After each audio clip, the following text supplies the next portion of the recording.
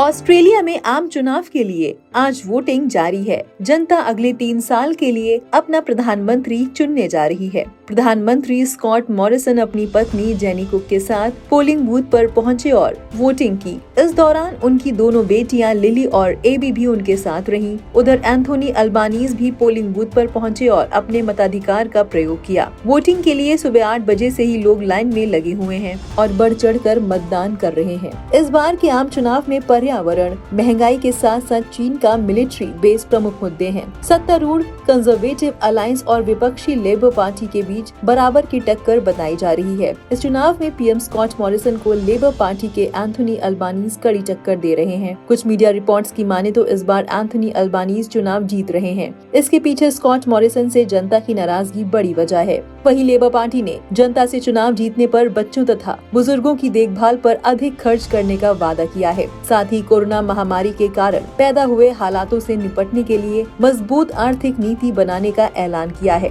वहीं मॉरिसन ने कहा कि अगर वो फिर से पीएम बनते हैं तो उनकी सरकार करों में कमी लाएगी और साथ ही ब्याज दरों पर दबाव भी कम करेगी। लेकिन इस बार मॉरिसन का जादू चलता हुआ दिखाई नहीं दे रहा। पिछले चुनावों की बात करें तो स्कॉट मॉरिसन बड़ी मुश्किल से जीते थे और सरकार बनाने के लिए उन्हें गठबंधन का सहारा लेना पड़ा था। लेकिन स्कॉट मॉरिसन का पिछला रिकॉर्ड शानदार रहा है। वो पहले प्रधानमंत्री हैं जो अपना कार्यकाल पूरा कर सके हैं। अगर इस बार भी स्कॉट मॉरिसन चुनाव जीतते हैं तो उनकी पार्टी चौथी बार सत्ता में आएगी। ऑस्ट्रेलिया में इस बार 1.7 करोड़ मतदाता अपने मताधिकार का प्रयोग कर रहे हैं। कोरोना की वजह से 48% वोटर्स पहले ही पोस्टल बैलेट से वोटिंग कर चुके हैं। बाकी बचे मतदाताओं के लिए आज मतदान कराया जा रहा है। बहुमत हासिल करने के लिए किसी भी पार्टी को 151 में से कम 76 सीटें जीतना जरूरी है। बता दें कि ऑस्ट्रेलिया में 18 साल से ऊपर हर मतदाता के लिए वोट डालना जरूरी है। अगर कोई मतदाता वोट नहीं डालता है तो उस पर 20 ऑस्ट्रेलियाई डॉलर का जुर्माना लगाया जाता है। तभी तो पिछले चुनाव में करीब 92% लोगों ने वोटिंग की थी।